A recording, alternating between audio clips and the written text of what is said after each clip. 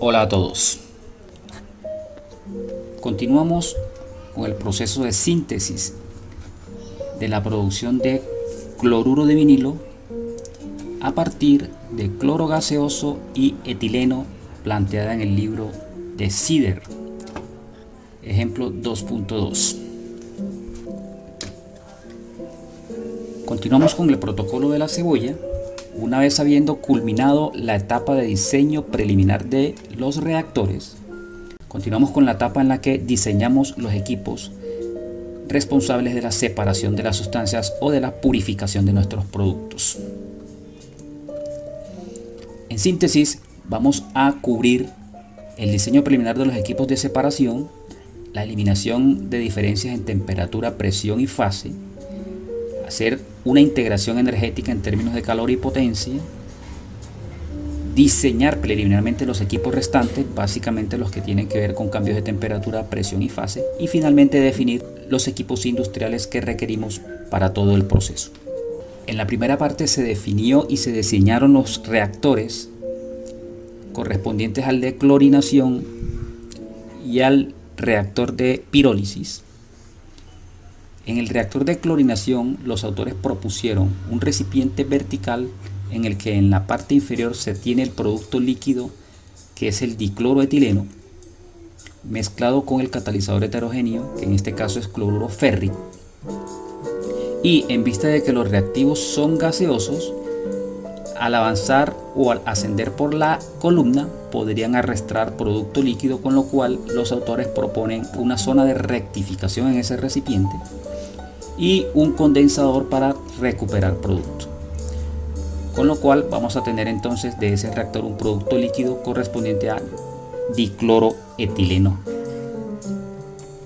En el segundo reactor se ha definido que es un reactor tipo horno pirólisis con economizador en la parte superior para precalentar el alimento hasta 500 grados Celsius, y en la zona de radiación se tienen los tubos con el catalizador empacado, serían más o menos tubos como estos. También se ha definido que esos tubos expuestos a esa radiación térmica deben ser de níquel, monel o inconel.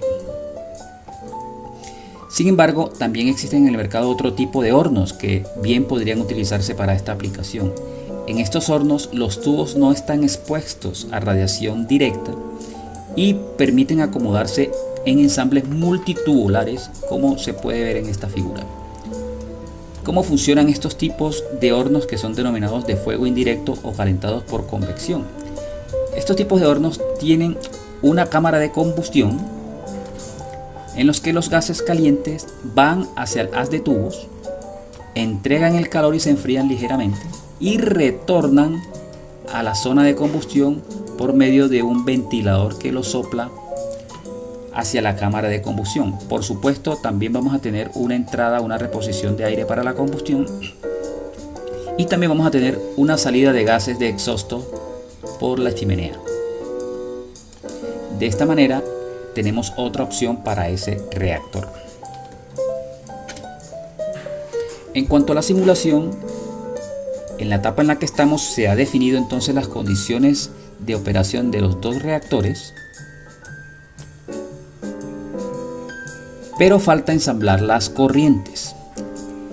¿Cómo lo vamos a hacer? Fíjense que el producto del reactor de clorinación es un líquido que está a 1.5 atmósferas de presión, y la recirculación, que corresponde al fondo de la columna 200, también es un líquido pero está a 4.8 atmósferas de presión.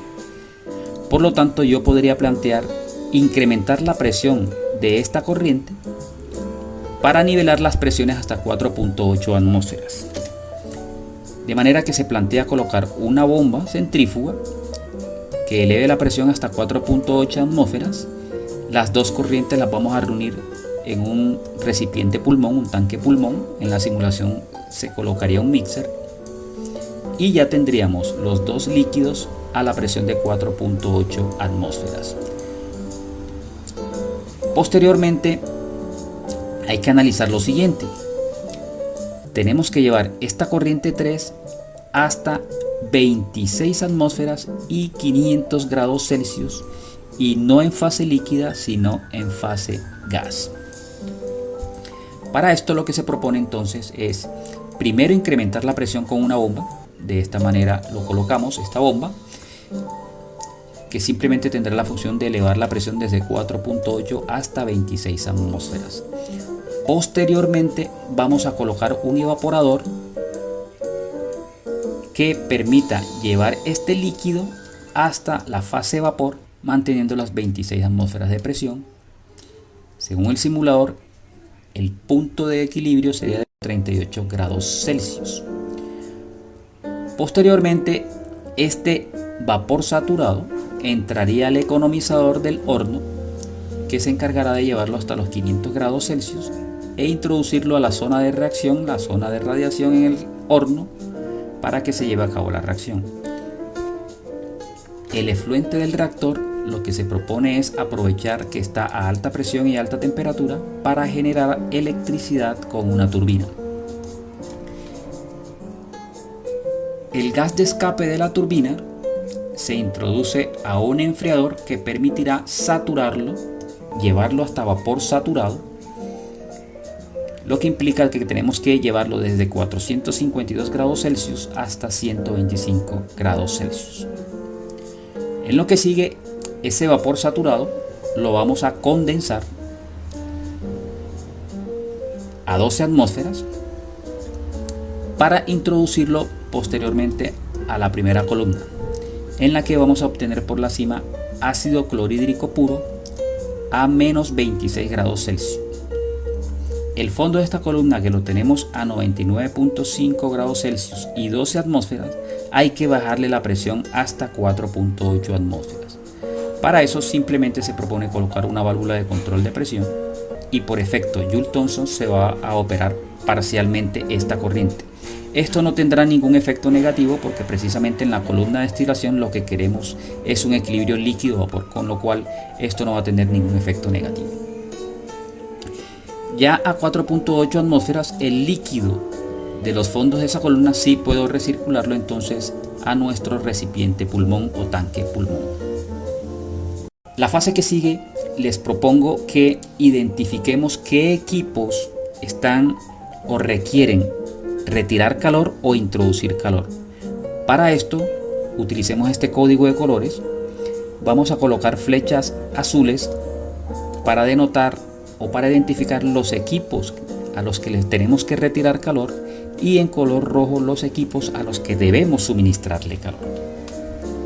Como ven ustedes en la simulación, debemos retirar calor a todos los condensadores. Tenemos un condensador, dos condensadores, tres condensadores, cuatro condensadores, y también necesitamos retirarle calor al enfriador de los gases de la turbina. ¿A qué equipo se les debe suministrar calor?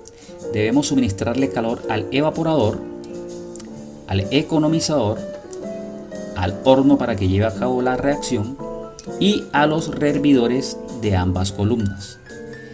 En este punto lo que tenemos que analizar es las temperaturas a las que operan esos equipos para identificar dónde podemos hacer intercambio térmico. Encontramos que el enfriador de los gases de turbina hay que extraerles 41 millones de BTU por hora, mientras que al evaporador HE100 hay que introducirle 43 millones de BTU. Revisemos los niveles de temperatura. El enfriador opera entre 452 grados Celsius y 125 grados Celsius, mientras que el evaporador va a operar entre 113 grados Celsius y 238.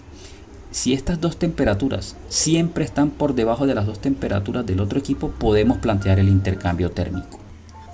Y como no hay más equipos para hacer ese intercambio térmico, lo que tenemos que hacer ahora es identificar cuáles son los servicios industriales que necesitamos introducir en los demás equipos. Según esto, por sus niveles de temperatura, en el condensador del reactor de clorinación podemos manejar agua de enfriamiento. En la columna C200 también podemos manejar agua de enfriamiento. Mientras que el condensador de alimento, la columna 100, tenemos que manejar agua refrigerada porque vamos a operar hasta unos 10 grados Celsius. No podríamos utilizar agua de enfriamiento. Recuerden que el agua de enfriamiento hemos definido que va a manejar temperaturas entre 30 y 40 grados Celsius más o menos. Por su parte, el condensador de la columna C100 maneja temperaturas del orden de menos 26 grados Celsius, lo que nos obliga a utilizar un ciclo de refrigeración. Aquí hay que detenerse y analizar. Como ya están definidos, hay que prediseñarlos, hacer un dimensionamiento de esos equipos para poder cotizarlos posteriormente. En este sentido, les planteo estas preguntas orientadoras para que las analicen y les busquen respuestas y las discutamos en la próxima reunión virtual. Si continuamos con el planteamiento que está en el libro, que difiere ligeramente con lo que hemos discutido hasta aquí, encontrarán ustedes que los autores plantean mezclar directamente el producto del reactor de clorinación con la recirculación que viene de las columnas sin ajustar previamente la presión de esta corriente que está a 1.5, mientras que la que viene de la columna está a 4.8. Debe ser una falla, ustedes lo analizarán. Entrarán entonces a un mezclador y aquí se propone un cambio de presión con una bomba. Se plantea un cambio de temperatura a 26 atmósferas y llevar el líquido hasta condiciones de saturación de 242 grados Celsius. Posteriormente un cambio de fase, un evaporador para generar vapor saturado y luego el alimento al economizador y al horno. La salida del horno va directamente a un equipo para cambiar temperatura y fase. Fíjense que cambian temperatura a 26 atmósferas, esa es la propuesta, y un cambio de fase a 12 atmósferas. La configuración de equipos que plantean ellos es esta: la bomba que subiría la presión hasta 26 atmósferas, luego un evaporador tipo marmita que tomaría ese líquido subenfriado y lo convertiría en un vapor saturado. Ese vapor saturado ingresaría al economizador, posteriormente al horno, y el efluente del horno se enfriaría con este esquema de enfriamiento. Primero, se condensaría parte de esa corriente utilizando agua de enfriamiento en un condensador y ese líquido se asperjaría sobre el producto del reactor. De esta manera se espera que los gases en contacto con ese líquido salgan en su punto de rocío. Posteriormente, ese vapor saturado se condensaría utilizando el refrigerante y estrangulando la corriente, porque recuerden que el horno está a 26 atmósferas y en esta primera columna necesitamos 12 atmósferas. Igual tendríamos por la cima de la columna ácido clorhídrico puro a menos 26 grados Celsius. El fondo de la primera columna se estrangularía a través de esta válvula para acomodar la presión desde 12 atmósferas hasta 4.8 atmósferas y el fondo de la columna se recircularía hacia el equipo de bombeo. Finalmente plantean un enfriador que permitirá enfriar esa corriente de fondo que inicialmente está a 146 grados Celsius aproximadamente hasta 90 grados Celsius. Lo que resta simplemente es diseñar cada uno de los equipos. Aquí les dejo la discusión de cada uno de ellos.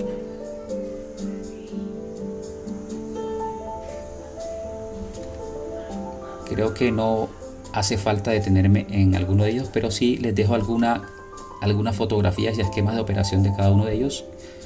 Ustedes tendrán que investigar mucho acerca de los principios de operación de los equipos y sus límites de operación para poder cumplir con esta etapa. Voy a detenerme nada más en este punto en el que los autores explican por qué plantearon este esquema de tanque, spray y condensador.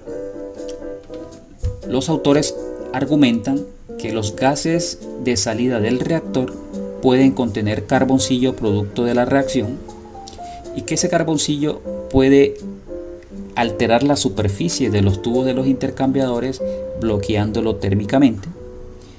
Por lo tanto, plantean que el enfriador no debería estar en contacto con esos gases y por esto plantean el esquema de aspersión en lugar del contacto directo de los gases con los tubos del condensador.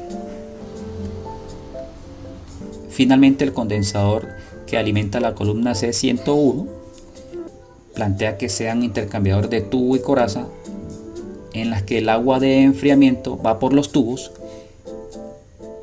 y los gases o los vapores a condensar van por la carcasa. Antes de ingresar a esta columna va una válvula de expansión. En el diagrama presión versus entalpía siempre hay que considerar que las expansiones son isentálpicas, las expansiones súbitas en las válvulas. Y por último, el equipo de enfriamiento de la recirculación hasta 90 grados Celsius es lo que se plantea, un intercambiador de tubo y coraza vertical. Con esto culminamos la tercera capa del protocolo de la cebolla, en las que estarían definidos los equipos de separación y los equipos de cambio de temperatura, presión y fase. Lo único que nos resta para culminar nuestro proceso propuesto es elaborar el diagrama de flujo.